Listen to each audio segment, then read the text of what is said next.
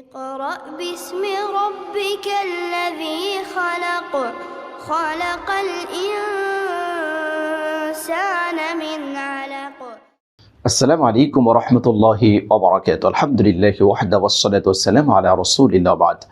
এলেম একাডেমির প্রিয় শিক্ষার্থীবৃন্দ, আপনাদেরকে সাদর আমন্ত্রণ জানাচ্ছি এলেম একাডেমির দরসুল কোরআনের আজকের এই ক্লাসে। আজ আমরা আলোচনা করব মহাগ্রন্থ আল কোরআনুল কারীমের সূরা মাআরিজ সম্পর্কে। সূরাটি মক্কায় অবতীর্ণ হয়েছে। সূরার সিরিয়াল নাম্বার হচ্ছে ৭০, আয়াত নাম্বার হচ্ছে ৪৪। এই সূরার মধ্যে আল্লাহ সুবহানাহু ওয়া তাআলা কিয়ামতের ভয়াবহতা তুলে ধরেছেন। কিয়ামত দিবসে একজন পাপিষ্ঠ, একজন জাহান্নামী ব্যক্তি জাহান্নামের আযাব থেকে বাঁচার জন্য সে কি উপঢৌকন দিতে চাইবে, আল্লাহ সুবহানাহু ওয়া তাআলা তার বিস্তারিত বয়ান এই সূরার মধ্যে দিয়েছেন। একজন জান্নাতি মানুষ, যিনি জান্নাতে সম্মানিতভাবে যিনি অবস্থান করবেন, বসবাস করবেন, সম্মানিত হবেন, তার ক্রাইটেরিয়া কি হবে এই সূরার মধ্যে আল্লাহ সুবহানাহু ওয়া তাআলা সেটাও তুলে ধরেছেন। মানুষের ক্যারেক্টার কি, কোন বৈশিষ্ট্য দিয়ে আল্লাহ পাক মানুষকে সৃষ্টি করেছেন সেটারও বয়ান আল্লাহ সুবহানাহু ওয়া তাআলা এই সূরার মধ্যে তুলে ধরেছেন।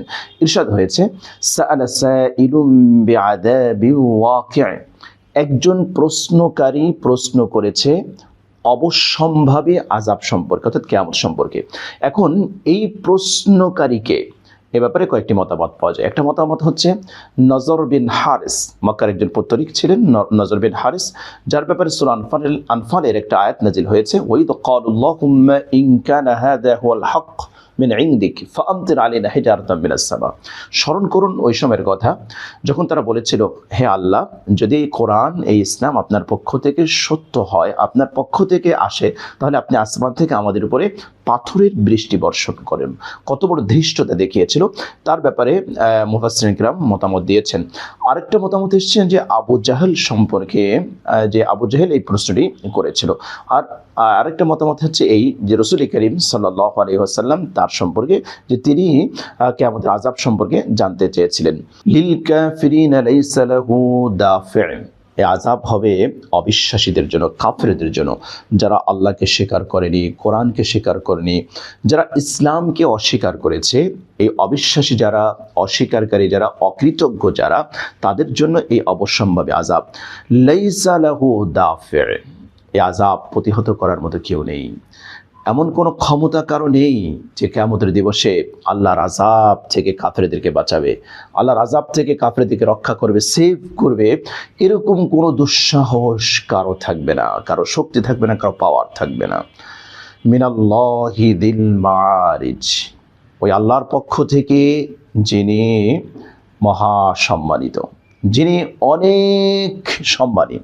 অথবা আরেকটা তর্জমা হবে এই মাআরিজ মানে হচ্ছে সোপান, সিঁড়ি, যিনি স্তর বিশিষ্ট বা দরজা বিশিষ্ট আসমানের অধিপতি, যিনি মহাসম্মানের অধিকারী, অথবা যিনি আসমানের অধিপতি, যিনি আকাশের অধিপতি, তার পক্ষ থেকে আযাব। তো যেই রব্বুল আলামিন মহা ক্ষমতাধর, তার পক্ষ থেকে যে আযাব আসবে, সে আযাবকে কে ঠেকাবে, কে রক্ষা করবে? কেউ রক্ষা করতে পারবে না। তারজুল মালাইকাতু ওয়ার রূহু ইলাইহি ফি ইয়াউমিন কানা মিকদারুহু ৫০,০০০ সানা। আল্লাহ সুবহানাহু ওয়া তাআলা বলেন যে তার কাছে ফেরেশতা গমন করেন। তারজুল মালাইকা ওয়ার রূহু, এখানে রূহ দ্বারা উদ্দেশ্য হচ্ছে জিবরিল আলাইহিস সালাতু ওয়াস সালাম। জিবরিল আলাইহিস সালাতু ওয়াস সালাম এবং ফেরেশতাগণ তার দিকে গমন করে বা ঊর্ধ্ব গমন করে, ফি ইয়াউমিন কানা, এমন এক দিনে, মিকদারুহু ৫০,০০০ সানা, যার পরিধি হচ্ছে ৫০,০০০ বছর। আল্লাহু আকবার। এখানে আলাদা করে জিবরিল আলাইহিস সালাতু ওয়াস সালামের কথা উল্লেখ করা হয়েছে তার মর্যাদা বোঝানোর জন্য। আরেকটা রূহ দ্বারা এখানে আরেকটা উদ্দেশ্য হতে পারে, সেটা হচ্ছে সমস্ত আত্মা, মানুষের যে রূহটা আছে সেই রূহগুলো আল্লাহর দিকে ঊর্ধ্ব গমন করবে, আল্লাহর কাছে যাবে এমন একটা দিনে, যে দিনের পরিধি এটা হচ্ছে ৫০,০০০ বছর। এখানে ৫০,০০০ বছর দ্বারা উদ্দেশ্য কি? আল্লামা ইবনে কাসির রাহিমাহুল্লাহ অনেকগুলো মতামত তিনি ব্যক্ত করেছেন। তিনি একটা মত এই যে আল্লাহর আরশ থেকে নিয়ে একেবারে সাতবক জমিনের নিচ পর্যন্ত যে দূরত্বটা আছে এখানে 50,000 বছর ধরে এটা বোঝানো হয়েছে। আরেকটা মতামত হচ্ছে এই যে এটা দ্বারা পৃথিবীর আয়ুষ্কাল বোঝানো হয়েছে, পৃথিবী 50,000 বছর থাকবে। তো কতদিন অতিবাহিত হয়েছে, পৃথিবী ধ্বংসের জন্য কতদিন বাকি আছে, এটা পৃথিবীর কেউ জানে না, একমাত্র আল্লাহ সুবহানাহু ওয়া তাআলা তিনি জানেন এটার কতদিন বাকি আছে, কতদিন অতীত হয়েছে। আরেকটা ব্যাখ্যা হচ্ছে যে দুনিয়া এবং আখেরাতের দিবসের তারতম্য বোঝানো হয়েছে, যে আখেরাতের একটা দিন আর দুনিয়ার 50,000 বছর এটা সমান। আরেকটা ব্যাখ্যা হচ্ছে এই যে এটা দ্বারা মূলত কিয়ামতের দিবসকে বোঝানো হয়েছে। আল্লামা ইবনে কাসির রাহিমাহুল্লাহ সবগুলো মতামত বিশ্লেষণ করে এই মতামতকে তিনি প্রায়োরিটি দিয়েছেন, প্রাধান্য দিয়েছেন। কেননা সহিহ হাদিসের মধ্যে এসছে, সহিহ আল জামের মধ্যে হাদিস এসছে, কিয়ামতের দিবসে আল্লাহ রাব্বুল আলামিন যখন বিচার কার্য করবেন, তো এই বিচার কার্যের এই সময়টা এক একজনের ক্ষেত্রে এক এক ধরনের হবে। মুমিনদের ক্ষেত্রে এই সময়টা হবে অল্প, যেমন সহিহ হাদিসের মধ্যে এসছে জোহর থেকে আসরের সময়, এত অল্প সময়ের মধ্যে আল্লাহ সুবহানাহু ওয়া তাআলা মুমিনদের বিচার কার্য শেষ করে দিবেন। আর কাফেররা তারা দীর্ঘ সময় পর্যন্ত তারা দাঁড়িয়ে থাকবে হাসরের ময়দানে, তারা ঘামতে থাকবে, তাদের শরীর থেকে প্রচণ্ড পরিমাণ ঘাম বের হবে, ঘামের ভিতরে তারা হাবুডুবু খেতে থাকবে। তো তাদের তুলনায় বা তাদের ক্ষেত্রে এটা হবে 50,000 বছর। এরপরে আল্লাহ সুবহানাহু ওয়া তাআলা বলেন ফাসবির সাবরান জামিলা, আপনি উত্তমভাবে ধৈর্য ধারণ করুন। নবী করিম সাল্লাল্লাহু আলাইহি ওয়াসাল্লাম তিনি যখন দাওয়াতের মিশন শুরু করেছেন, আল্লাহ রাসূল সাল্লাল্লাহু আলাইহি ওয়াসাল্লামকে অনেক কষ্ট, অনেক লাঞ্ছনা, অনেক অপমান তাকে বরদাস্ত করতে হয়েছে, তাকে সহ্য করতে হয়েছে। যেহেতু নবী করিম সাল্লাল্লাহু আলাইহি ওয়াসাল্লাম আমাদের মতো রক্তে মাংসে তিনি মানুষ ছিলেন, যেহেতু আল্লাহ পাক তাকে মানুষরূপী রসুল করে পাঠিয়েছেন, তবে রসুল করিম সাল্লাল্লাহু আলাইহি ওয়াসাল্লামের মর্যাদা কিন্তু আকাশচুম্বী। আল্লাহ সুবহানাহু ওয়া তাআলা তার যত মাখলুকাতকে তিনি সৃষ্টি করেছেন সবচেয়ে মর্যাদাবান বানিয়েছেন আখির জামানের পয়গম্বর মুহাম্মদুর রাসূলুল্লাহ সাল্লাল্লাহু আলাইহি ওয়াসাল্লামকে। তবে তিনি যেহেতু মানুষরূপী রাসূল ছিলেন, এজন্য তার ভিতরে এই অনুভূতি তো অবশ্যই ছিল যে তিনি সুখ অনুভব করবেন, আবার কষ্ট অনুভব করবেন। তো পত্তলিকরা, মক্কার কুরাইশরা নবী করিম সাল্লাল্লাহু আলাইহি ওয়াসাল্লামকে যেই পরিমাণ কষ্ট দিয়েছেন, যেই পরিমাণ তাকে অপমান করেছেন, শুধুমাত্র এই কালেমার দাওয়াত দেওয়ার জন্য, ইমানের দাওয়াত দেওয়ার জন্য, ইসলামের প্রতি মানুষকে আহ্বান করার জন্য আল্লাহ রাসূল সাল্লাল্লাহু আলাইহি ওয়াসাল্লামকে অবর্ণনীয় কষ্ট স্বীকার করতে হয়েছে। কাজেই আল্লাহ রাব্বুল আলামিন তাকে সান্ত্বনা দিচ্ছেন, হাবিব ফাসবির সাবরান জামিলা, আপনি উত্তমভাবে ধৈর্য ধারণ করুন। এখানে যদিও সরাসরি নির্দেশটা রাসূল করিম সাল্লাল্লাহু আলাইহি ওয়াসাল্লামকে আল্লাহ সুবহানাহু ওয়া তাআলা দিয়েছেন, কিন্তু এটা কিন্তু সমগ্র উম্মতের জন্য এটা প্রযোজ্য। কেননা আমাদের জীবনের বাঁকে বাঁকে, জীবনের পরতে পরতে আমাদের কিন্তু ধৈর্যের পরীক্ষায় উত্তীর্ণ হতে হয়। আমাদেরকে ইবাদত করার ক্ষেত্রে যে কষ্ট আছে তার উপর ধৈর্য ধারণ করতে হয়, গুনাহ ছাড়ার ক্ষেত্রে যে কষ্ট আছে সেখানে ধৈর্য ধারণ করতে হয়। কখনো কখনো রোগ শোক দিয়ে আল্লাহ সুবহানাহু ওয়া তাআলা আমাদেরকে পরীক্ষা করেন, সেই জায়গাগুলোতে আমাদেরকে ধৈর্যের পরীক্ষায় উত্তীর্ণ হতে হয়। আবার কখনো কখনো বিপদ আপদ মুসিবত আসে, সেই জায়গায় আমাদেরকে ধৈর্যের পরীক্ষায় উত্তীর্ণ হতে হয়। তো জীবন চলার বাঁকে বাঁকে আমাদের কিন্তু ধৈর্যের পরীক্ষা দিতে হয়। এজন্য আল্লাহ সুবহানাহু ওয়া তাআলা আমাদেরকে ধৈর্যের জন্য উপদেশ দিয়েছেন। কিয়ামতের দিবসে জান্নাতীরা যখন জান্নাতে পদার্পণ করবেন, তখন আল্লাহ সুবহানাহু ওয়া তাআলার রহমতের ফেরেশতারা জান্নাতীদেরকে অভিবাদন জানাবেন, সালামুন আলাইকুম বিমা সাবারতুম, দুনিয়াতে তোমরা যে ধৈর্য ধারণ করেছিলে সেজন্য আজকে তোমাদের জন্য জান্নাতি অভিবাদন। সুবহানাল্লাহ, সুবহানাল্লাহ। আল্লাহ সুবহানাহু ওয়া তাআলা কোরআন কারীমের মধ্যে ইরশাদ করেছেন, ইন্নামা ইউওয়াফাস সাবিরুনা আজরাহুম বিগাইরি হিসাব। কিয়ামতের দিবসে আল্লাহ সুবহানাহু ওয়া তাআলা তিনি যে ধৈর্যশীলদেরকে পুরস্কৃত করবেন, এই ধৈর্যশীলদের পুরস্কারের কোনো সীমারেখা তিনি রাখেন নেই। সুবহানাল্লাহ, কত যে পুরস্কার দিবেন, কি পরিমাণ দিবেন, কি ধরনের পুরস্কার দিবেন, এটা একমাত্র আল্লাহ সুবহানাহু ওয়া তাআলা দিয়েছেন। এবং ধৈর্যশীলদের পুরস্কার ঘোষণার ক্ষেত্রে আল্লাহ সুবহানাহু ওয়া তাআলা কোনো ধরনের সীমারেখা টানেন নাই, বিগাইরি হিসাব, মানে এত যে দিবেন যার কোনো হিসাব নেই। সুবহানাল্লাহ, আল্লাহ সুবহানাহু ওয়া তাআলা যেন আমাদেরকে এই ধৈর্যশীলদের কাফেলায় শামিল করেন। এরপর আল্লাহ সুবহানাহু ওয়া তাআলা বলেন, ইন্নাহুম ইয়ারাউনাহু বাঈদা, তারা এই আযাবকে সুদূর পরাহত মনে করেন। অসম্ভব মনে করে।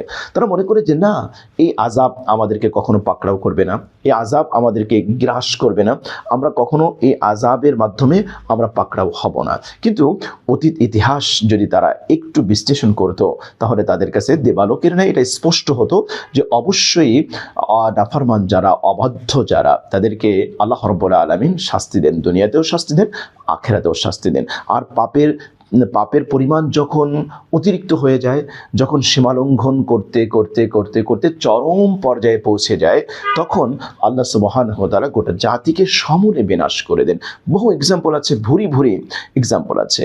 তো এটা মক্কার পৌত্তলিকরা, মক্কার কাফেররা, তারা এই আযাব, যেটার সংবাদ কোরআনের মাধ্যমে, হাদিসের মাধ্যমে রাসূল করিম সাল্লাল্লাহু আলাইহি ওয়াসাল্লাম তাদেরকে দিয়েছেন, এটাকে তারা অসম্ভব মনে করত।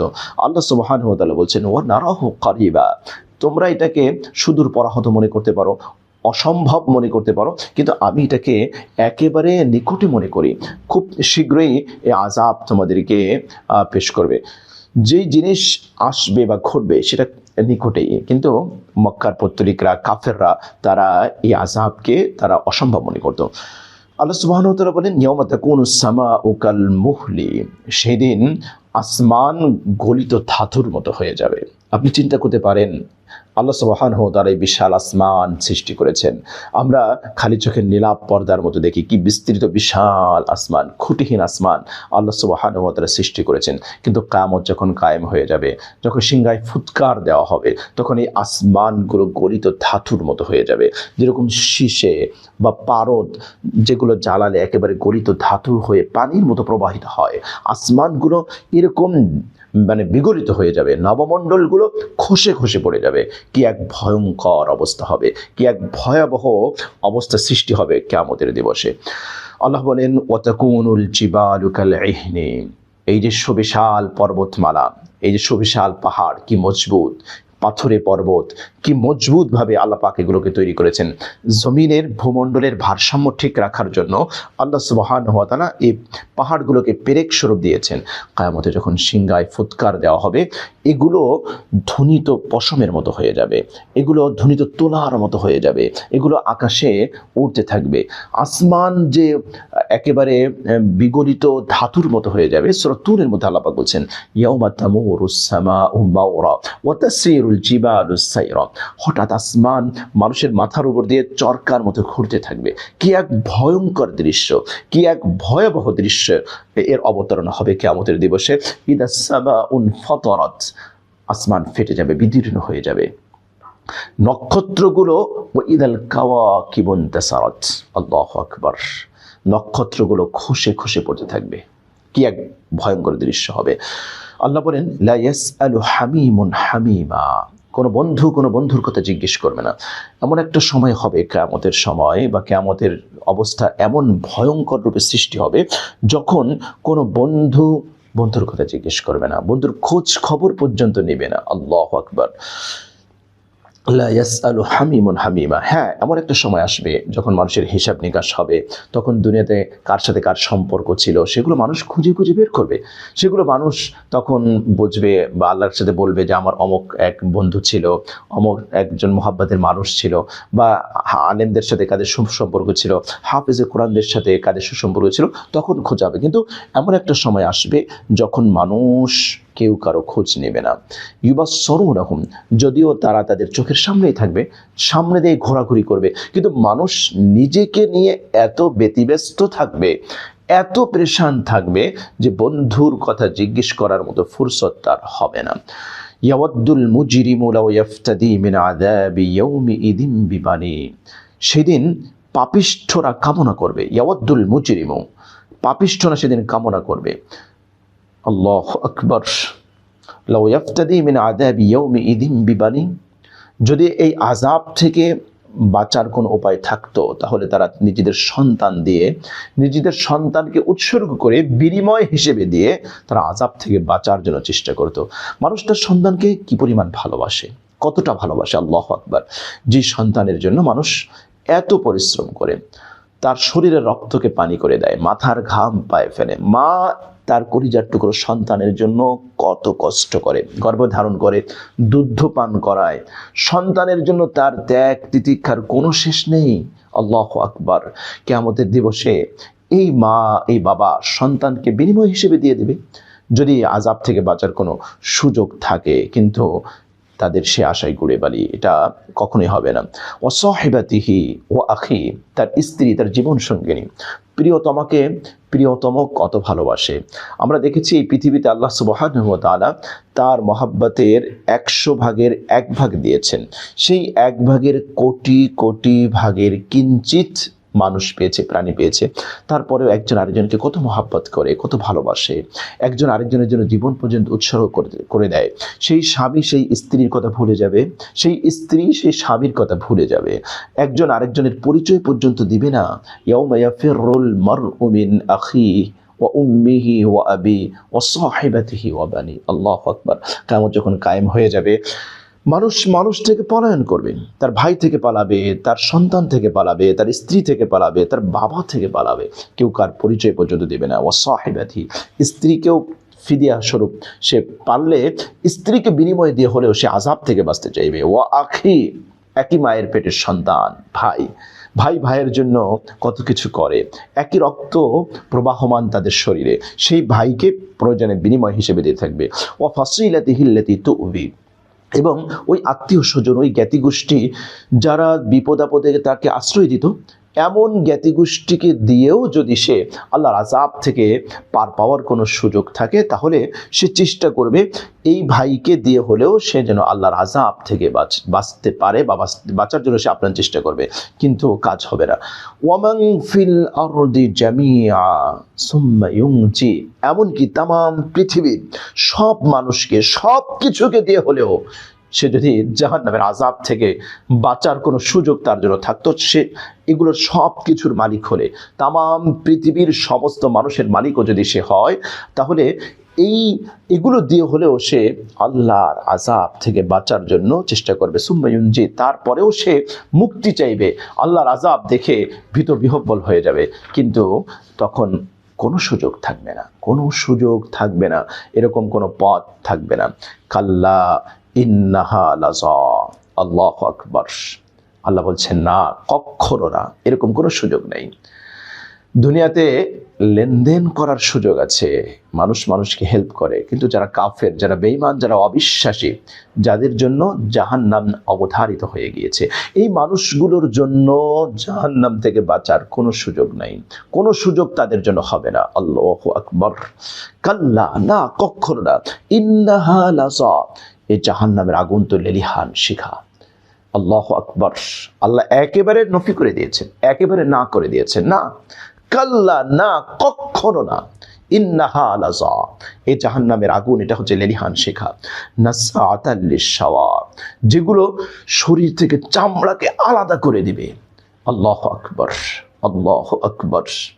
নাসআতান লিশাওয়া, মানে টেনে খুলে ফেলবে। জাহান্নামের আগুনের উত্তাপ এত বেশি হবে, এত বেশি হবে, এত বেশি হবে, আল্লাহু আকবার, যেন তাদের শরীর থেকে চামড়াগুলো টেনে টেনে একেবারে খুলে ফেলা যায়, খুলে ফেলবে। আল্লাহু আকবার। তাদউ মান আদবারা ওয়া তাওয়াল্লা, জাহান্নাম ডাকবে। কি ভয়ঙ্কর কথা!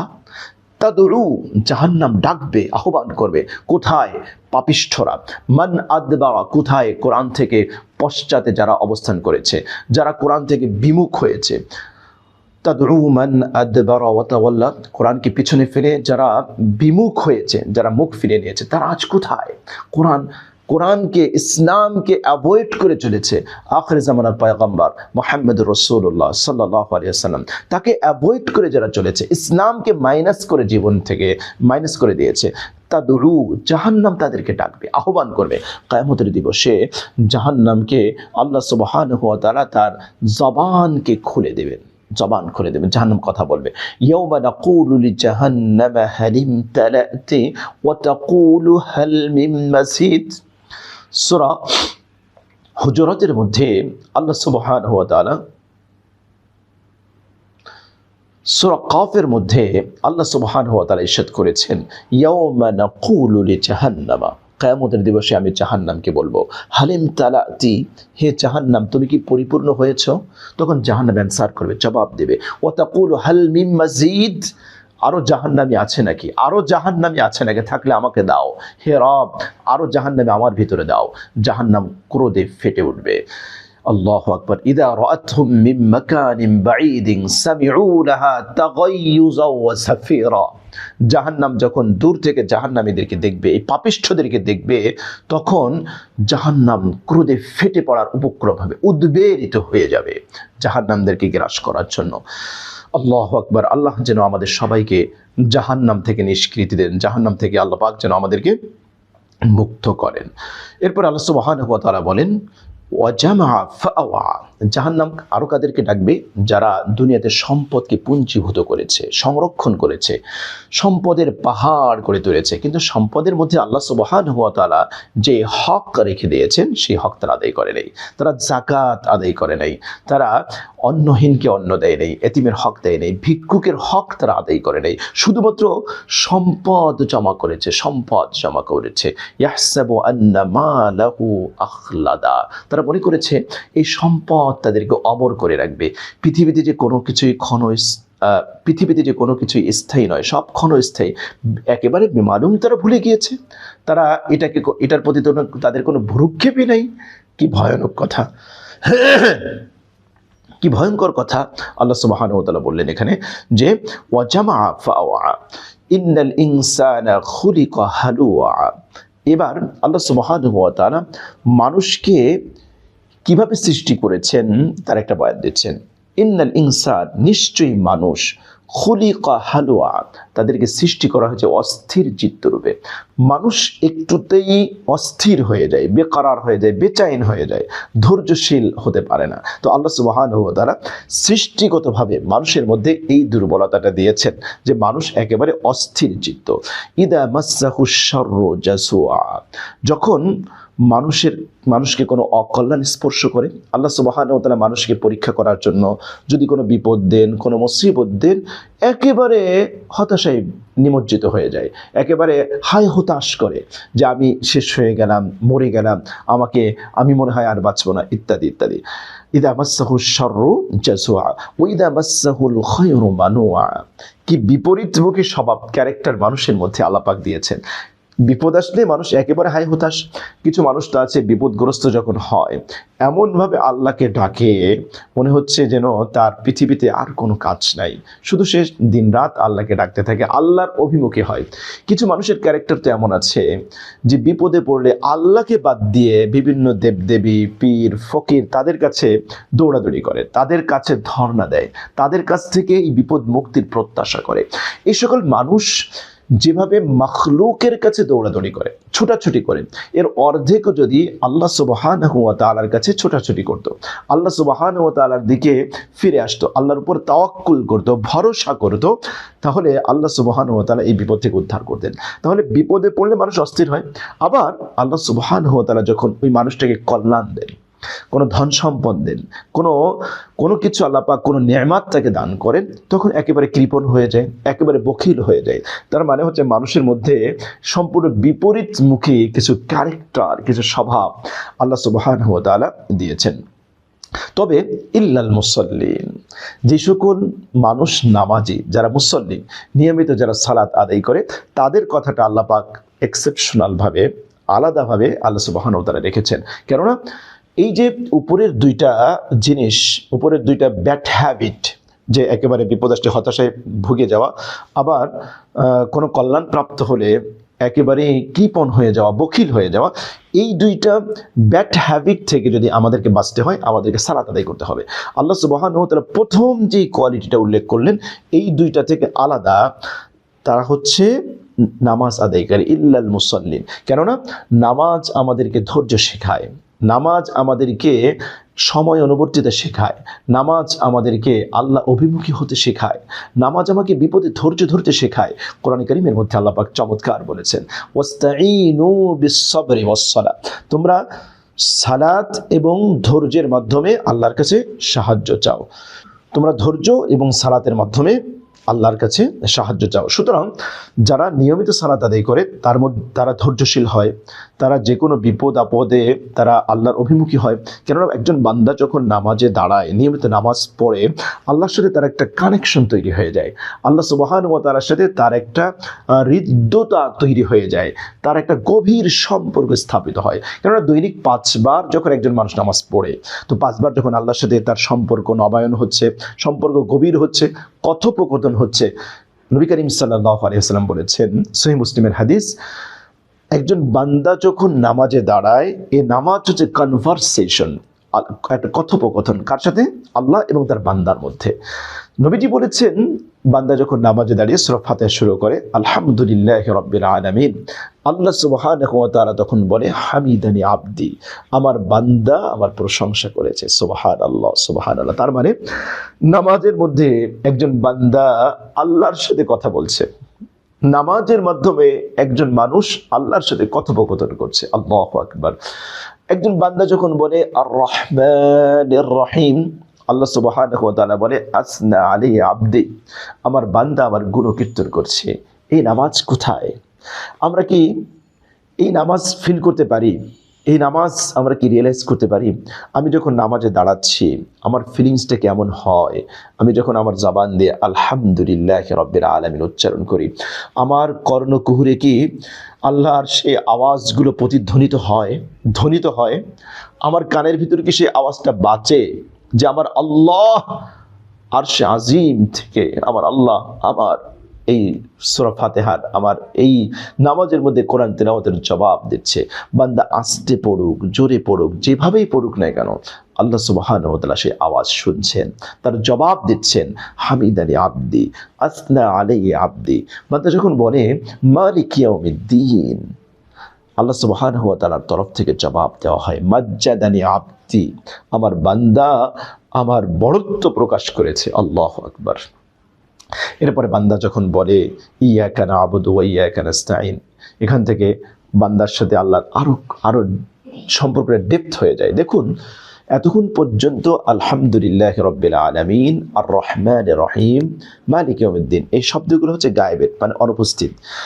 নামাজের মধ্যে বান্দা দাঁড়িয়ে নামাজের সাথে নামাজের মধ্যে যখন সে নিমজ্জিত হয়েছে, আল্লাহর সাথে তার কানেকশন তৈরি হয়েছে, সম্পর্ক এত গভীর থেকে গভীর হয়েছে, এখন আর বান্দা আল্লাহর থেকে দূরে নয়, কাছে চলে গিয়েছে। এজন্য সম্বোধন করছে ইয়াকা না'বুদু, হায় আল্লাহ তোমার ইবাদত করি, সুবহানাল্লাহ সুবহানাল্লাহ, ওয়া ইয়াকা নাস্তাঈন, তোমার কাছে সাহায্য চাই। তার মানে এখন সম্পর্ক আরো গভীর হয়েছে। এজন্য সালাতের মাধ্যমে বান্দার সাথে আল্লাহর কানেকশন তৈরি হয়, সালাতের মাধ্যমে আল্লাহর সাথে বান্দার সম্পর্ক গভীর থেকে গভীর হয়। তো বান্দা যখন ইয়াকা না'বুদু ওয়া ইয়াকা নাস্তাঈন বলে, তখন আল্লাহ বলেন হাদা বাইনি ওয়া বাইনা আবদি, যেটা আমার এবং আমার বান্দার মধ্যে, অর্থাৎ আমার বান্দা আমার ইবাদত করবে, আমার কাছে সাহায্য চাইবে, আমি বান্দাকে সাহায্য করব। এরপর শেষ পর্যন্ত বলে, আর আল্লাহ সুবহানাহু ওয়া তাআলার পক্ষ থেকে জবাব দেওয়া হয় হাজা লি আবদি, এটা আমার বান্দার জন্য, এবং আমার বান্দা যা চায় আমি আমার বান্দাকে তাও দিয়ে দেব। সুবহানাল্লাহ সুবহানাল্লাহ সুবহানাল্লাহ। ইহদিনাস সিরাতাল মুস্তাকিম সিরাতাল লাযিনা আন'আমতা আলাইহিম গায়রিল মাগদুবি আলাইহিম ওয়ালাদ-দাল্লিন। কত যে চমৎকার একটা সম্পর্ক রব এবং তার গোলামের সাথে, মালিকের সাথে। যদি সম্পর্ক নবায়ন করতে চাই আমরা, অবশ্যই আমাকে সালাতে যত্নবান হতে হবে, নামাজ ঠিক মতো পড়তে হবে। আমি বিশেষ করে সাজেস্ট করব তাহাজ্জুদের সালাত। সব নামাজের মধ্যেই তো আল্লাহ সুবহানাহু ওয়া তাআলার সাথে সম্পর্ক গভীর হয়, সম্পর্ক নবায়ন হয়, বিশেষ করে তাহাজ্জুদের নামাজ। চারিদিকের পরিবেশ যখন নীরব নিস্তব্ধ, চারপাশে সবাই যখন গভীর ঘুমে আচ্ছন্ন, আপনি যদি ঘুম থেকে জাগ্রত হন, আরামের বিছানাটাকে ত্যাগ করেন, প্রিয়তমার সান্নিধ্যটা ত্যাগ করেন, প্রিয়তমের সংস্পর্শ আপনি ত্যাগ করেন, এরপরে আপনি ওযু করেন, সালাত দাঁড়ান, রুকু করেন, সিজদা করেন, চতুর্দিকে নীরব নিস্তব্ধতা, সেই সময়ে আপনি আল্লাহকে ডাকছেন আল্লাহু আকবার।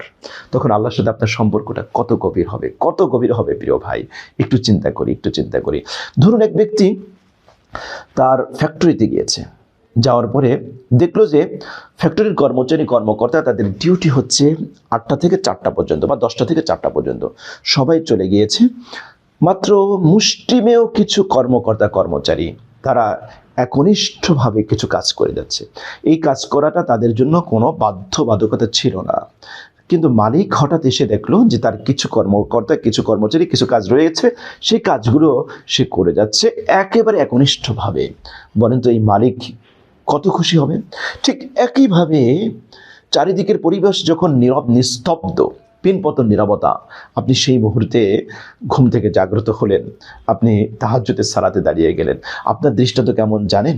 আমরা যেরকমভাবে দুনিয়া থেকে, পৃথিবী থেকে আমরা যখন অন্ধকার রাত্রিতে আকাশের দিকে তাকাই, আকাশের তারকাগুলো যখন মিটমিট করে জ্বলে, যেরকম উজ্জ্বল দেখতে পাই, ঠিক একইভাবে রাতের নিস্তব্ধতা ভেদ করে যারা তাহাজ্জুদের সালাত আদায় করে আসমানবাসীরা তাদেরকে ওরকম উজ্জ্বল নক্ষত্রের মতো দেখতে পায়। আল্লাহু আকবার, আল্লাহু আকবার। এজন্যই তো প্যারা নবী সাল্লাল্লাহু আলাইহি ওয়াসাল্লাম বলেছেন, আফশুস সালাম ওয়া আতইমুত তুআম ওয়া সাল্লু বিল-লাইল ওয়ান নাসু নিয়াম তাদখুলুল জান্নাতা বিসালাম।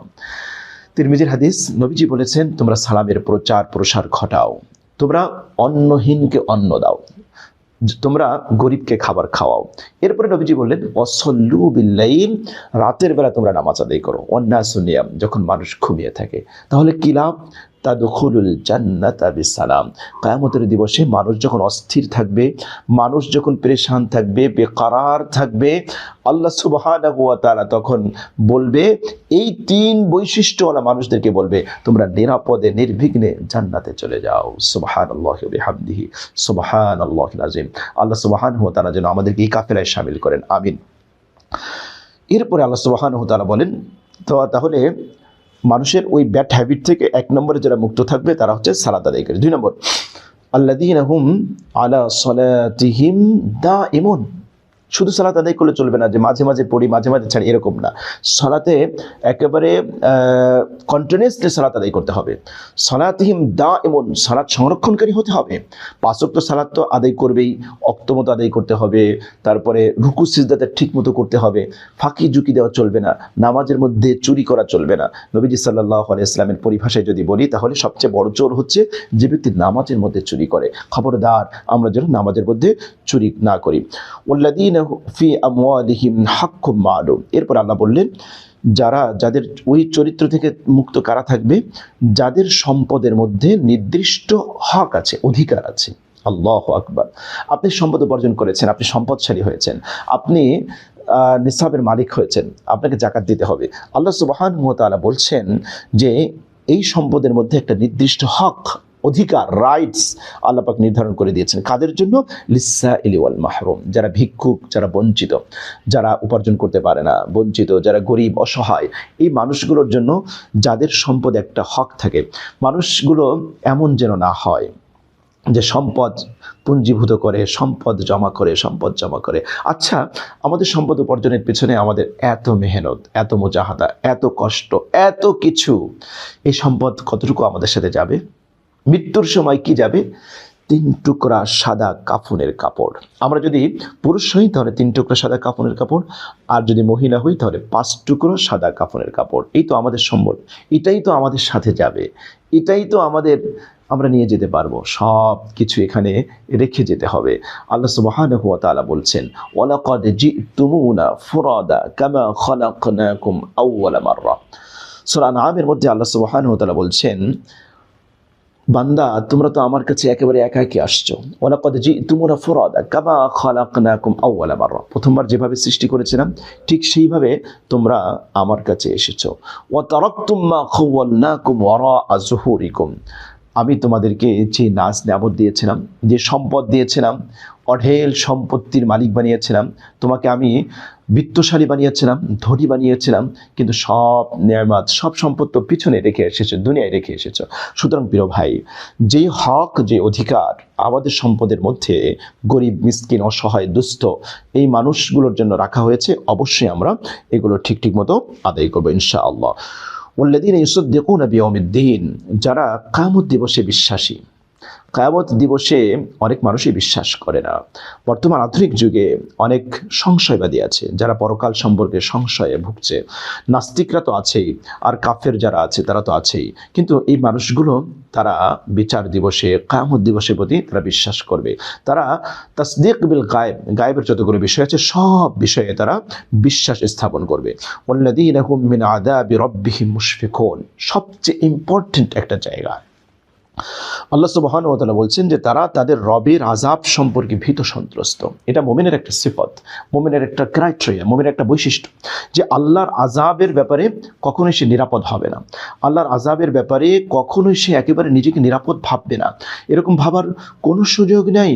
আল্লাহ সুবহানাহু ওয়া তাআলা কোন সময় যে কাকে পাকড়াও করে, কোন সময় যে কাকে ধরে, এটা বলা মুশকিল। হ্যাঁ আমার প্রিয় ভাইয়েরা, আমাদের জীবনে কোন সময় যে কী বিপদ এসে হাজির হয় আমরা কেউ জানি না, কেউ জানি না। সুতরাং আমরা যেন আল্লাহ অভিমুখী হই। আল্লাহর পাকড়াও, আল্লাহর আযাব, আল্লাহর গজব, এগুলো থেকে আমরা বাঁচার জন্য আপ্রাণ চেষ্টা করব। আমাদের যেন এরকম না হয় যে একেবারে আমরা ভুলে গিয়েছি আমাদের সব অতীত এবং একেবারে নিরাপদ হয়েছি, এরকম যেন কখনোই না হয়। আমরা অবশ্যই আল্লাহর আযাবের ব্যাপারে আমরা ভয়ে থাকব, ভীত সন্ত্রস্ত থাকব যে আল্লাহ রাব্বুল আলামিন যদি আমাদের পাপের কারণে আমাদের পাকড়াও করে তাহলে আমাদের নিষ্কৃতির কোনো ব্যবস্থা নাই। এরপর আল্লাহ সুবহানাহু ওয়া তাআলা বললেন ইন্না আযাব রাব্বিহিম গায়রু মা'মুন, তারা তাদের রবের আযাবের ব্যাপারে নিরাপদ মনে করে না। এটা কাফেরদের স্বভাব। আফা আমিনা আহলুল কুরা ইয়াতিহুম বাসুনা বায়াতান ওয়া হুম নাইমুন আও আমিনা আহলুল কুরা ইয়াতিহুম বাসুনা দুহা ওয়া হুম ইয়ালআবুন। আল্লাহু আকবার, কত হৃদয়গ্রাহী ভাষায় যে আল্লাহ পাক বলছেন। জনপদবাসী কি নিরাপদ মনে করছে নিজেদেরকে যে আমার আযাব তাদের কাছে আসবে না? রাতের বেলায় ঘুমিয়ে আছে তখন আযাব আসবে না, অথবা দিনের বেলায় তারা খেল তামাশায় ব্যস্ত আছে সে সময় আমার আযাব আসবে না, এগুলো থেকে কি তারা নিজেদেরকে সেফ জোনে রাখছে, নিজেদেরকে নিরাপদ মনে করে? আমরা তো দেখেছি তুরস্কের সেই ভূমিকম্প, বিভিন্ন জায়গায় ভূমিকম্প, মানুষ ঘুমিয়ে আছে ফজরের আজানের পূর্ব মুহূর্তে কীভাবে আল্লাহ পাক মিসমার করে দিয়েছেন, কত বাড়ি কত ঘর আল্লাহ পাক ধ্বংস করে দিয়েছেন, কত মানুষকে মুহূর্তের মধ্যে মৃত্যুর স্বাদ আস্বাদন করতে হয়েছে। সুতরাং আল্লাহর আযাব থেকে নিরাপদ কোনো মুমিন, কোনো মুসলমান নিজেকে ভাববে না। হয়তো কাফের বেঈমান মুশরিক তারা ভাবতে পারে। ওয়াল্লাযীনা হুম লিফুরুজিহিম হাফিজুন, তারা তাদের লজ্জাস্থানকে হেফাজত করবে, সংরক্ষণ করবে। লজ্জাস্থান হেফাজত করা ক্যারেক্টার বলা মানুষ। বর্তমান যুগে, আজকের পৃথিবীতে মুমিন মুসলমানদের মধ্যে অনেক দানশীল পাওয়া যায়, অনেক নামাজি পাওয়া যায়, ইবাদত গুজার মানুষ পাওয়া যায়, কিন্তু ক্যারেক্টার বলা মানুষ খুঁজে পাওয়া খুব কঠিন। আল্লাহ সুবহানাহু ওয়া তাআলা স্পষ্ট ভাষায় আমাদেরকে জানিয়ে দিচ্ছেন, আল্লাহর প্রিয় বান্দা হতে চান, মুমিন বান্দা হতে চান, লজ্জাস্থানকে হেফাজত করতে হবে। নবী করিম সাল্লাল্লাহু আলাইহি ওয়াসাল্লাম লজ্জাস্থান হেফাজতের অনেক গুরুত্ব দিয়েছেন। বুখারী শরীফের হাদিস, মাইয়াদমান লি মা বাইনা লিহইহি ওয়া মা বাইনা রিজলাইহি আদমান লাহুল জান্নাহ। নবী করিম সাল্লাল্লাহু আলাইহি ওয়াসাল্লাম বলেছেন, যে ব্যক্তি আমার কাছে দুটো জিনিসের জিম্মাদারি দিবে, অর্থাৎ দুটো জিনিসের দায়িত্ব গ্রহণ করবে, একটা হচ্ছে জবান আর একটা হচ্ছে লজ্জাস্থান, নবীজি বলেছেন আমি তার জন্য জান্নাতের জিম্মাদারি নেব। সুবহানাল্লাহ, সুবহানাল্লাহ, সুবহানাল্লাহ। বুখারী শরীফের আরেক হাদিসের মধ্যে এসেছে, নবী করিম সাল্লাল্লাহু আলাইহি ওয়াসাল্লাম বলেছেন, সাবআতু ইউজিল্লুহুমুল্লাহু ফি জিল্লিহি ইয়াওমা লা জিল্লা ইল্লা জিল্লুহু। কিয়ামতের দিবসে 7 শ্রেণীর মানুষকে যে আল্লাহ রাব্বুল আলামিন তার আরশের নিচে ছায়া দান করবেন, তার মধ্যে অন্যতম হলো ওয়ারাজুলুন দাআতহু ইমরাআতুন যাতু মানসাবিন ওয়া জামালিন ফাকালা ইয়াখাফুল্লাহ। ওই ব্যক্তি যাকে কোনো সুন্দরী ষোড়শী রূপসী কোনো নারী ব্যভিচারের প্রতি আহ্বান করায় আর সে বলে ইন্নী আখাফুল্লাহ, আমি আল্লাহকে ভয় করি। ঠিক এর বিপরীত কোনো হ্যান্ডসাম কোনো পুরুষ যদি কোনো নারীকে ব্যভিচারের প্রতি আহ্বান করে আর সে যদি তখন বলে কালাত ইন্নী আখাফুল্লাহ, আমি আল্লাহকে ভয় করি, আল্লাহ সুবহানাহু ওয়া তাআলা কিয়ামতের দিবসে এদেরকে আরশের নিচে ছায়া দান করবেন। এখন প্রশ্ন হতে পারে, তাহলে কি মানুষ তার জৈবিক চাহিদা নিবারণ করবে না? অবশ্যই জৈবিক চাহিদা নিবারণ করবে, কেন নয়? আল্লাহ সুবহানাহু ওয়া তাআলা মানুষকে এই জৈবিক চাহিদা দিয়েই তো সৃষ্টি করেছেন এবং এই জৈবিক চাহিদা পূরণের মাধ্যমে আল্লাহ সুবহানাহু ওয়া তাআলা পৃথিবীর ভারসাম্য ঠিক রাখার ব্যবস্থা করেছেন। তাহলে সেই ব্যবস্থা কি? পরবর্তী আয়াতে কারিমার মধ্যে আল্লাহ সুবহানাহু ওয়া তাআলা সেই অ্যানসার করছেন, ইল্লা আলা আজওয়াজিহিম আও মা মালাকাত আইমানুহুম ফাইন্নাহুম গায়রু মালুমিন। সে তার জৈবিক চাহিদা নিবারণ করার বৈধ দুইটা পদ্ধতি আছে। একটা পদ্ধতি হচ্ছে তার বিবাহিত স্ত্রী, দ্বিতীয় হচ্ছে তার কৃত দাসী, মালাকাত আইমানুকুম যাদেরকে বলা হয় যুদ্ধবন্দিনী। এরকম দাসী যদি থাকে তাহলে সেক্ষেত্রে এদের দ্বারা তারা তাদের জৈবিক চাহিদা নিবারণ করতে পারবে। ফাইন্নাহুম গায়রু মালুমিন, সেক্ষেত্রে তারা নিন্দিত হবে না। এটা একটা বৈধ পন্থা। ইসলাম মানুষের ক্যারেক্টার, মানুষের যে চরিত্র, মানুষের যে ফিতরত, সে অনুযায়ী ইসলাম বিধান দিয়েছে। ইসলামে বৈরাগ্যবাদ বলতে কিছু নেই। অনেক সন্ন্যাসী আছে, অনেক নান আছে যারা বিবাহ শাদী করে না, বৈরাগ্য জীবন যাপন করে। এটা আমরা মনে করি যে সমাজের জন্য থ্রেট, পৃথিবীর ভারসাম্যের জন্য তারা হুমকি। কিন্তু ইসলাম দিয়েছে সুন্দর চমৎকার ব্যবস্থা। এখানে দাসী প্রসঙ্গে এসে গিয়েছে যে ইসলামে দাসীর যে ব্যবস্থা আছে, বর্তমানে জেনেভা কনভেনশন বা এই ধরনের এগ্রিমেন্টের কারণে এই দাসীর প্রচলনটা এটা নেই।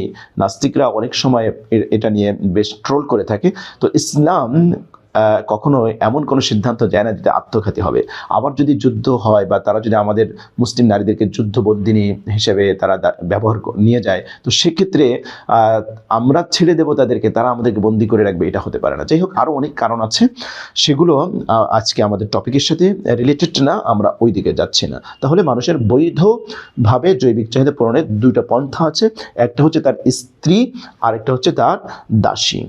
ফামানি বিত্তাগা ওয়ারাআ যালিকা ফাউলাইকা হুমুল আদুন। আল্লাহ বলছেন, এদেরকে বাদ দিয়ে যারা অন্য কাউকে অনুসন্ধান করবে, তাদের মাধ্যমে তার জৈবিক চাহিদা নিবারণ করবে, ফাউলাইকা হুমুল আদুন, সে হবে সীমালঙ্ঘনকারী, তারা সীমালঙ্ঘনকারী হবে। এর অনেকগুলো প্রক্রিয়া হতে পারে, কেউ সমকামিতা হতে পারে। আল্লাহ সুবহানাহু ওয়া তাআলা বৈধ করেছেন স্ত্রী এবং দাসী, কিন্তু কেউ যদি জৈবিক চাহিদা নিবারণ করে সমকামিতার মাধ্যমে, এলজিবিটিকিউর মাধ্যমে, অথবা হস্তমৈথুনের মাধ্যমে, অথবা অন্য কোনো উপায়ে, যে কোনো উপায়ে হোক না কেন, সমস্ত পন্থাগুলো ইসলাম হারাম করে দিয়েছে। আধুনিক যুগে তো সেক্স ডল যেগুলো পাওয়া যায়, যেগুলোর মাধ্যমে অনেকে জৈবিক চাহিদা নিবারণ করে থাকে, এগুলো বিলকুল হারাম, এগুলো করা যাবে না, এগুলোও করা যাবে না। আল্লাহ সুবহানাহু ওয়া তাআলা বলেন, ওয়াল্লাযীনা হুম লিআমানাতিহিম ওয়া আহদিহিম রাউন, যারা তাদের আমানত এবং অঙ্গীকার সংরক্ষণ করে। আমানতের খেয়ানত তো এখন একেবারে প্রকাশ্যে চলছে। এমন একটা সময় আমরা উপনীত হয়েছি যখন মানুষের কাছে আর আমানতের কোনো গুরুত্ব নেই। নবী করিম সাল্লাল্লাহু আলাইহি ওয়াসাল্লাম এক হাদিসের মধ্যে বলছেন, তিরমিজির হাদিসের মধ্যে এসেছে যে 15টি কাজ যখন আমার উম্মত করবে, ইদা ফাআলাত উম্মতি 15 খাসলাতান হাল্লা বিহাল বালা, তখন তাদের ভিতরে বিপদ আপদ চলে আসবে। আমার উম্মত যখন 15টি কাজ করবে, 15টি অপরাধে লিপ্ত হবে, আল্লাহর পক্ষ থেকে আযাব গজব তাদেরকে একেবারে ঠেকে নেবে, তাদের উপর আপতিত হবে। তার মধ্যে নবীজি বলেছেন, ওয়াল আমানাতু মাগনামা, আমানতকে মানুষ যখন গনিমতের মাল মনে করবে, লুটের মাল মনে করবে, যে যেভাবে ভাবে লুট করতে থাকবে। রাষ্ট্রের সম্পদ যেভাবে লুট করা হচ্ছে, রাষ্ট্রের প্রত্যেকটা সম্পদ, রাষ্ট্রের যারা দায়িত্বশীল আছে, যারা কর্মকর্তা কর্মচারী আছে, তাদেরকে প্রত্যেকের কাছে আমানত। এখানে সবচেয়ে গুরুত্বপূর্ণ একটি বিষয় হলো, রাষ্ট্রের সম্পদ যদি কেউ দুর্নীতি করে বা চুরি করে, এর হিসাব কিন্তু অত্যন্ত কঠিন। কেননা কোনো রাষ্ট্রের সম্পদের সাথে 18 কোটি, ধরুন বাংলাদেশের যদি কথা বলি আমরা, বাংলাদেশের রাষ্ট্রীয় সম্পদের সাথে এদেশের 18 কোটি মানুষের অধিকার, হক জড়িত রয়েছে। সুতরাং কোনো ব্যক্তি যদি রাষ্ট্রের একটা টাকাও চুরি করে, দুর্নীতি করে, 18 কোটি মানুষের কাছ থেকে তাকে মাপ নিতে হবে।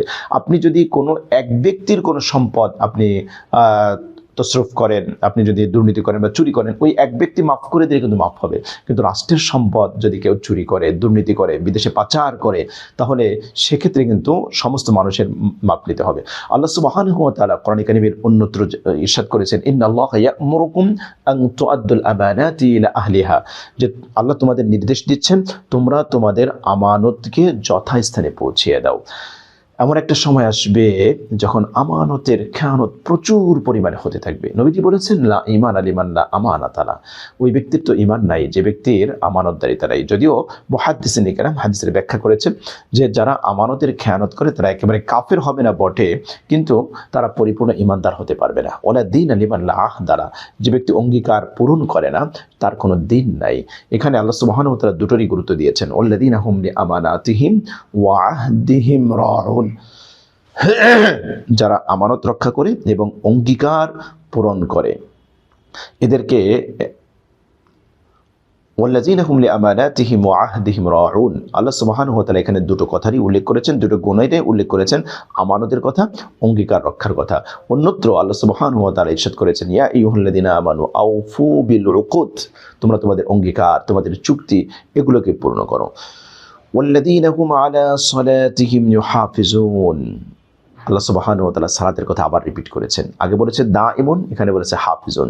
দাইমুন মানে সবসময় নামাজ পড়ে, নামাজের ওয়াক্ত মতো নামাজ পড়ে, কোনো নামাজ ছাড়ে না। হাফিজুন মানে নামাজকে সংরক্ষণ করে, নামাজকে হেফাজত করতে হবে।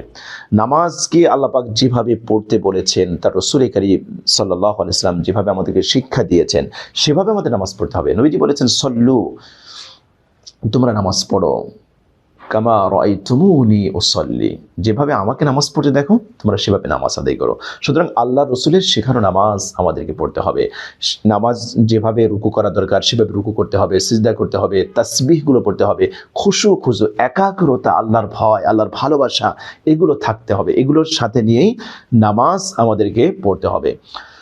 যাদের মধ্যে এই ক্রাইটেরিয়াগুলো পাওয়া যাবে, এই বৈশিষ্ট্যগুলো যাদের মধ্যে পাওয়া যাবে, উলাইকা ফি জান্নাতিম মুকরামুন, তারা থাকবে জান্নাতে সম্মানিত অবস্থায়। সুবহানাল্লাহ।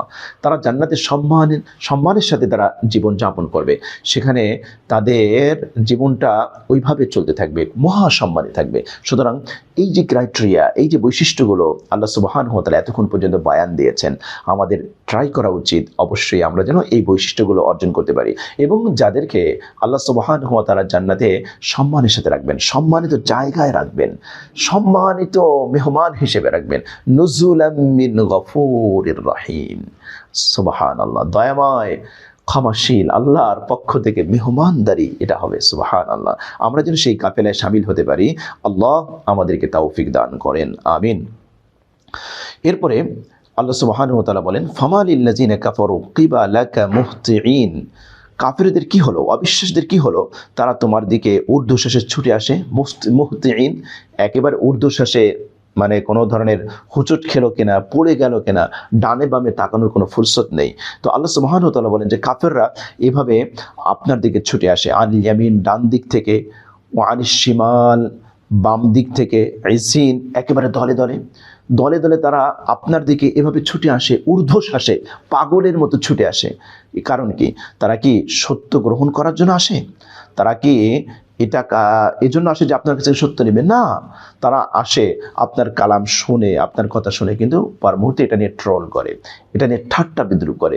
আহা, তারা যদি সত্যই সত্য গ্রহণ করার জন্য আসতো, তাহলে এটা কতই না তাদের জন্য মঙ্গলজনক হতো। আল্লাহ সুবহানাহু ওয়া তাআলা বলছেন, আয়াতমাউ কুল্লু ইমরিইম মিনহুম আইয়ুদখালা জান্নাতা নাঈম। তাদের প্রত্যেকেই এটা কামনা করে যে তারা আইয়ুদখালা জান্নাতা নাঈম, একেবারে সুখময় জান্নাতে তাদেরকে প্রবেশ করানো হবে। জান্নাতে যেতে হলে তো জান্নাতের কাজ করতে হবে। জান্নাতে তো তারাই যাবে যারা জান্নাতের পথে, জান্নাতের বাতলানো পথে, জান্নাতে যাওয়ার দিক নির্দেশনা মেনে যারা জীবনযাপন করে। এখন কোনো ব্যক্তি সে ইমানও আনে নেই, ইসলামও গ্রহণ করে নেই, ইসলামের বিধানও পালন করে নেই, আর যদি সে চিন্তা করে যে না আমি জান্নাতে যাব, জান্নাতে আমাকে জান্নাত দেওয়া হবে, এটা তো তার বোকামি ছাড়া আর কিছু নয়। আল্লাহ সুবহানাহু ওয়া তাআলা তাই এখানে চমৎকার ভাবে বলছে যে আয়াতমাউ কুল্লু ইমরিইম মিনহুম, তাদের প্রত্যেকেই এই কামনা করে, এই বাসনা করে যে প্রত্যেককেই একেবারে সুখময়, স্বাচ্ছন্দ্যময় জান্নাতে পদার্পণ করানো হবে। কাল্লা, না, কখনো না, কখনো না। তাদের এই ধারণাটা সঠিক নয়। জান্নাতে কেবল মুসলিমরাই যাবে, জান্নাতে কেবল মোমেনরাই যাবে, যে মোমেনরা তার ইমানের তাকাজা অনুযায়ী কাজ করেছে, যে মুসলিমরা ইসলামের বিধিবিধান পালন করেছে, তাদেরকেই আল্লাহ সুবহানাহু ওয়া তাআলা জান্নাত দান করবেন। ইন্না খলাকনাহুম মিম্মা ইয়ালামুন। আল্লাহ বলছেন, নিশ্চয়ই আমি তাদেরকে এমন বস্তু হতে সৃষ্টি করেছি যা তারা জানে। মানুষ জানে যে কোন বস্তু থেকে কিভাবে তাদেরকে সৃষ্টি করা হয়েছে, এটা আল্লাহ সুবহানাহু ওয়া তাআলা বলছেন যে তারা তো এটা জানে, তারপরেও কেন অহংকার করে, তারপরেও কেন দাম্ভিকতা প্রকাশ করে। এটা তো একেবারেই উচিত নয়, একেবারেই এটা করা উচিত নয়, কোনোভাবেই যেন তারা এটা না করে। আল্লাহ সুবহানাহু ওয়া তাআলা এখানে স্পষ্টভাবে এটা বলে দিলেন। এরপর আল্লাহ পাক কসম করতেছেন, ফালা উকসিমু বিরাব্বিল মাশারিক ওয়াল মাগারিব।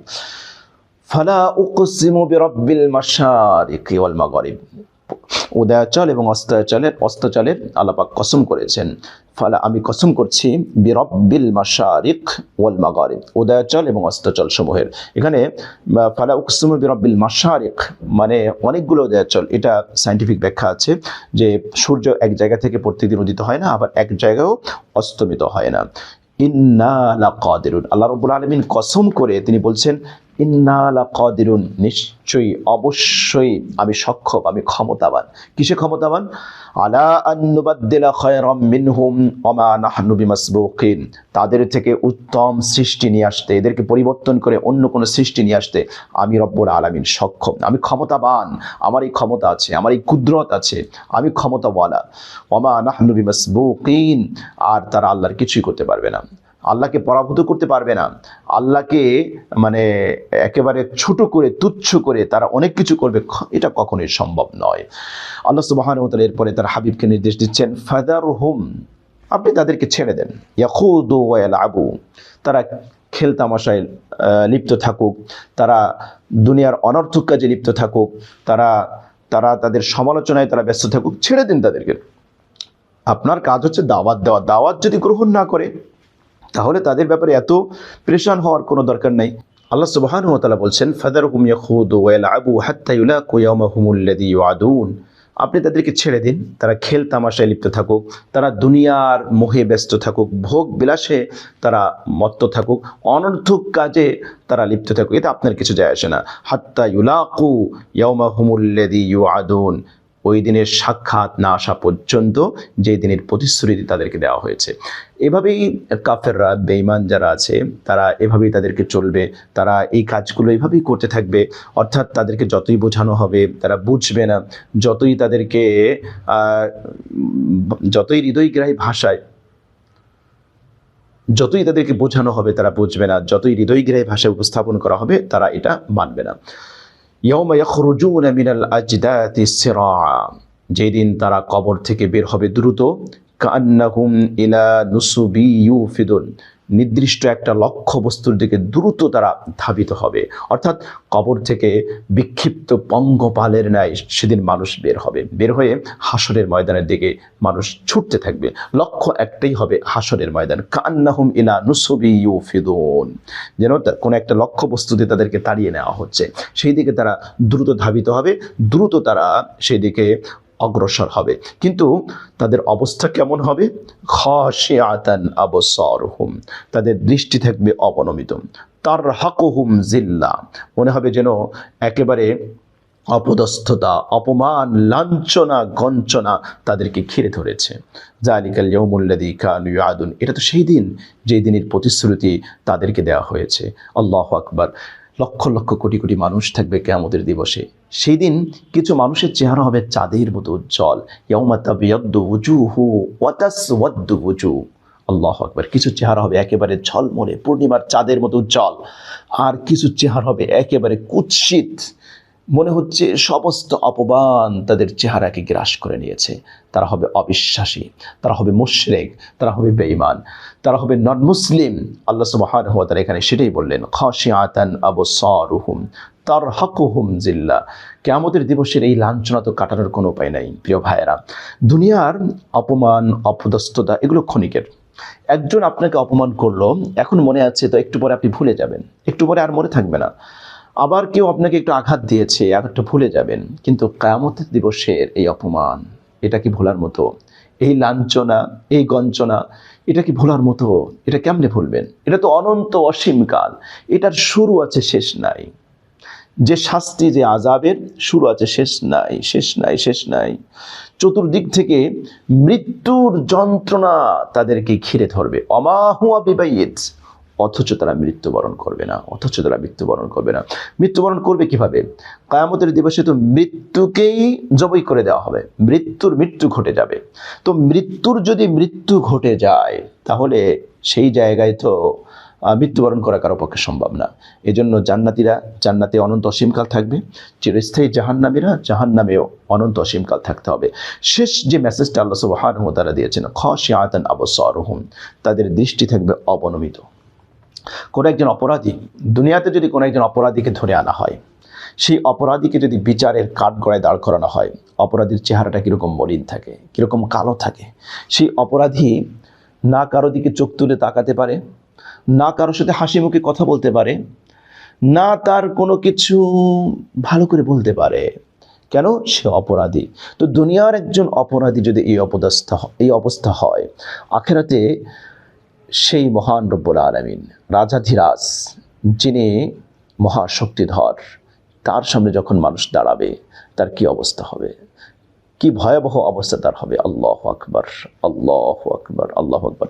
এই জন্য প্রিয় ভাইয়েরা, এই সূরার মধ্যে আল্লাহ সুবহানাহু ওয়া তাআলা কত চমৎকারভাবে তুলে ধরেছেন যে যারা জান্নাতের সম্মানিত অবস্থায় থাকবে তাদের ক্রাইটেরিয়াটা কি হবে, আর যারা কিয়ামতের দিবসে লাঞ্ছিত অবস্থায় থাকবে, চেহারা কুৎসিত হবে, দৃষ্টি অবনমিত থাকবে, তাদের অবস্থাটাও কেমন হবে আল্লাহ সুবহানাহু ওয়া তাআলা সেটা এখানে তুলে ধরেছেন। আল্লাহ সুবহানাহু ওয়া তাআলার কাছে দোয়া করি যে সকল মানুষকে আল্লাহ সুবহানাহু ওয়া তাআলা জান্নাতে সম্মানিত মেহমান হিসেবে রাখবেন, আমাদেরকে যেন সেই কাফেলায় শামিল হওয়ার তৌফিক দান করেন। আজ এই পর্যন্ত, আবারও দেখা হবে পরবর্তী কোনো ক্লাসে ইনশাআল্লাহ। আল্লাহ সুবহানাহু ওয়া তাআলা আমাদের সবাইকে কোরআনের আলোয় আলোকিত হয়ে জীবন গঠন করার তৌফিক দান করেন। আমিন। আসসালামু আলাইকুম ওয়া রাহমাতুল্লাহি ওয়া বারাকাতুহু।